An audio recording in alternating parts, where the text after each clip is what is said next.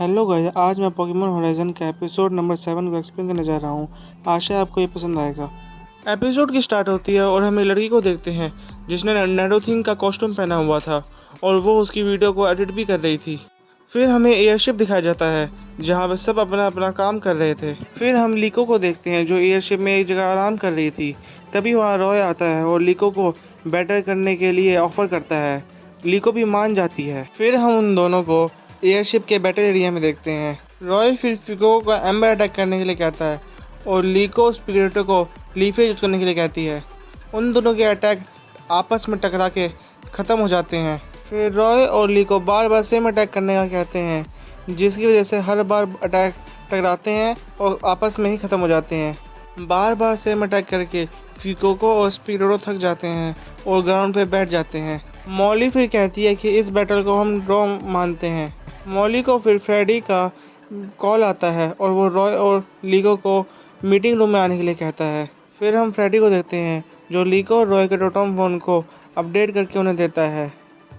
फिर वो दोनों देखते हैं कि उनके रोटोम फ़ोन में अब एक नया ऐप आ चुका है। फिर फ्रेडी बताता है कि ये राइजिंग वोल्टर्स का ऐप है जिसके अंदर तुम चैट करके कभी भी किसी भी राइजिंग वोल्टर्स के मेंबर से कांटेक्ट कर सकते हो और इस ऐप का तुम्हारे रोटोम फ़ोन में होने से ये भी पता चलेगा कि तुम राइजिंग वोल्टर्स के मेंबर हो। मर्डो बताता है कि इस एप्लीकेशन को तुम जब भी यूज़ करना जब तुम्हें किसी मुसीबत में हो या तुम्हें हमारी हेल्प चाहिए हो। रॉय फिर फ्रेडी को थैंक यू कहता है। फिर फ्रेडी रॉय को बताता है कि अब क्योंकि रॉय तुम हमारे नए मेंबर हो तुम्हें हर किसी के साथ अच्छी तरह से रहना होगा लीको की तरह। रॉय फिर फ्रेडी को हाँ में जवाब देता है। फिर रॉय अपने स्मार्टफोन में कुछ ढूंढ रहा होता है। फ्रेडी पूछ रहा है कि तुम क्या ढूंढ रहे हो। तभी वो बताता है कि अगर ये मेरा पॉकेडेक्स है तो इसके अंदर रायकुजा भी होगा। लीको बताती है क्योंकि वो तुम्हारे पास से भाग चुका है तो फिर तुम्हारे पॉकेडेक्स में वो अभी रजिस्टर नहीं होगा। फ्रेडी फिर बताता है क्योंकि अब तुम राइजिंग वोल्टर्स के ऑफिशियल मेंबर हो तो तुम्हें हमारी एक और मेंबर से मिलना होगा जो इसी शिप पे रहती है। रॉय और लीको ये जान के हैरान होते हैं कि एयरशिप में कोई ऐसा मेंबर भी है जिससे वो अब तक नहीं मिले। मर्डो बताता है कि वो मेरी भतीजी है। फिर फ्रेडी बताता है कि ये राइजिंग वोल्टर्स ऐप उसी ने डेवलप किया है और वो तुम्हारी ही उम्र की है। फ्रेडी बताता है कि उसका नाम डॉट है और उसका काम है हमारे लिए इंफॉर्मेशन इकट्ठा करना और हमें बताना। रॉय बोलता है ये कितनी कूल बात है। फ्रेडी बोलता है कि तुम उसके पास जाओ और रायकुजा के बारे में कुछ इन्फॉर्मेशन मांगो, शायद उसे कुछ पता हो। फिर हम नेक्स्ट सीन में रॉय और लीको को डॉट के कमरे के बाहर देखते हैं। लीको डॉट को गेट खोलने के लिए कहती है पर कोई भी रिस्पॉन्स नहीं आता। रॉय फिर डॉट को अपना नाम बताता है। रॉय फिर डॉट से पूछता है क्या तुम्हें कुछ रायकुजा के बारे में पता है। फिर हम उस गेट के अंदर एक छोटा सा गेट देखते हैं जिसके अंदर से क्वेक्सली निकलता है। को फिर पॉकेडेक्स को निकालती है। पॉकेडेक्स बताता है क्वेक्सली की लंबी टांगें होने की वजह से वो पानी में आराम से तैर पाता है और उसे सफाई बहुत पसंद होती है। रॉय फिर क्वेक्सली को छूने जाता है पर क्वेक्सली उसे छूने से मना कर देता है। फिर हम क्वेक्सली की चेस्ट में एक लेटर को देखते हैं। रॉय उस लेटर को उठाता है और देखता है जिसके अंदर रॉय और फिको के डिफीट होने की फ़ोटो बनी हुई थी। रॉय कहता है ये काफ़ी रूड है और फिर वो दोनों वहाँ से चले जाते हैं। फिर लीको और रॉय फ्रेडी के पास जाते हैं और कहते हैं कि वो उनके साथ बैटल करे ताकि वो खुद को ट्रेन करके स्ट्रॉन्ग बन सके। फ्रेडी फिर कहता है कि तुम्हें ट्रेनिंग करने की क्यों ज़रूरत है।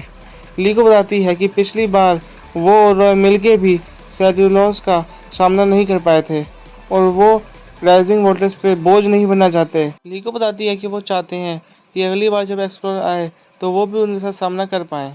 फ्रेडी फिर उनके साथ बैटल करने के लिए मान जाता है।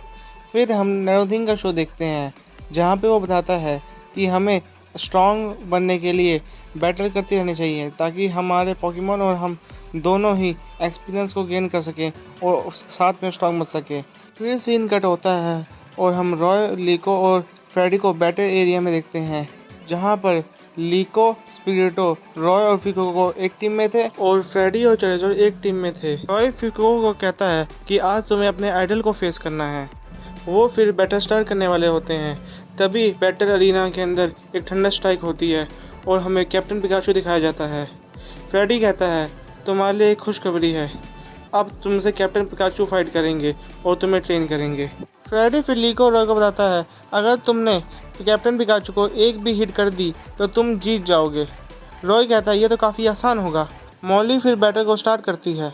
फिर वो दोनों स्पिरिटो और फिको को एम्बर और लीफी यूज़ करने के लिए कहते हैं। हम देखते हैं वो दोनों अटैक पिकाचू पे लगने से पहले ही एक दूसरे से टच करके ख़त्म हो जाते हैं। रॉय ली को ये देख के वापस से एम्बर और लीफी यूज़ करने के लिए कहते हैं और कैप्टन पिकाचू सारे अटैक को खुद पे लगने से पहले ही कूल तरीके से डॉज कर लेता है।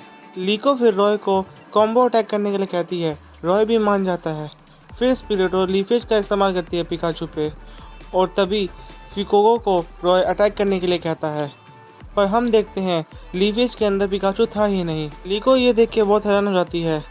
फिर हम पिकाचू को स्पिरिटो के पीछे देखते हैं। लीको फिर स्पिरिटो को स्क्रैच यूज़ करने के लिए कहती है, पर हम देखते हैं वो पिकाचू का एक शैडो क्लोन था।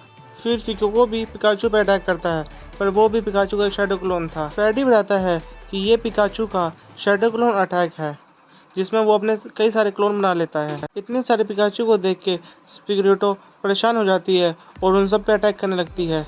लीको स्पिरिटो को शांत रहने के लिए कहती है, पर स्पिरिटो अटैक करती रहती है। लीको सोचती है कि आखिर इनमें से कौन सा पिकाचू है।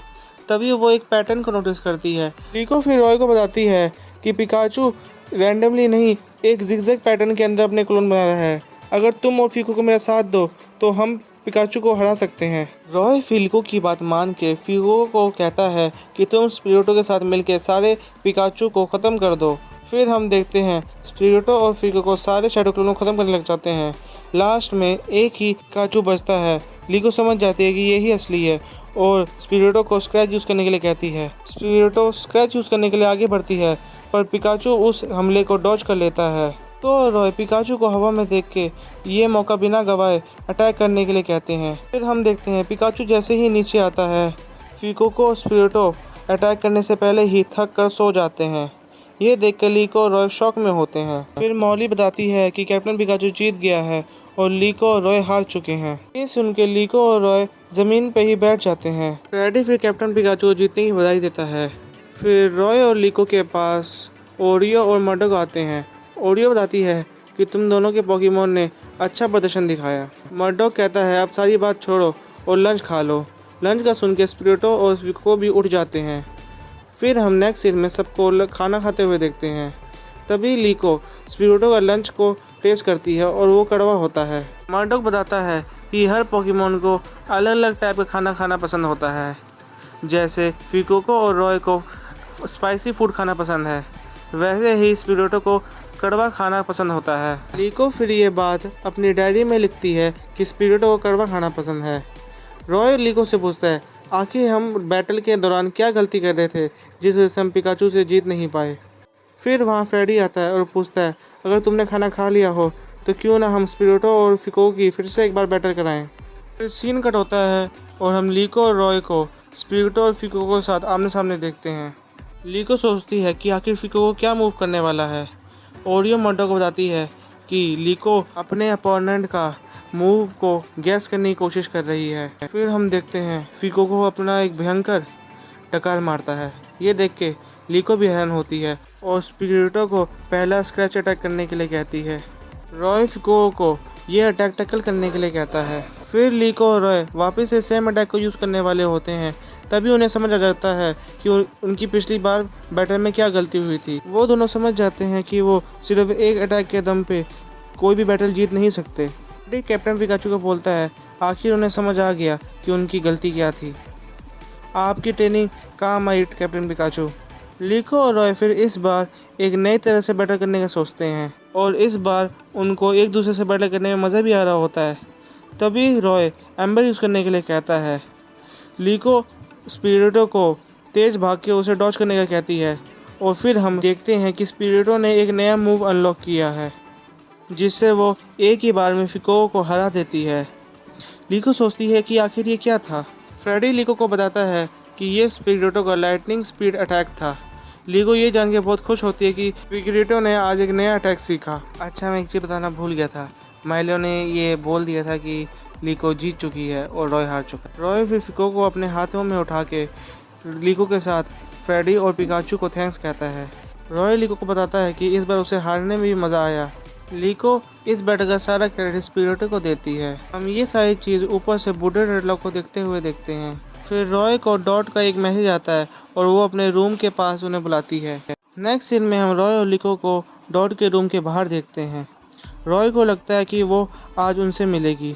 तभी हम देखते हैं कि कोई एक्चुअली उसी छत से वापस बाहर आता है और उसके पास फिर से एक लेटर था। रॉय उसे उठाता है जिसके अंदर रायकोजा की एक जगह की ड्राइंग थी। लिको बताती है कि ये तो पाल्दिया में है।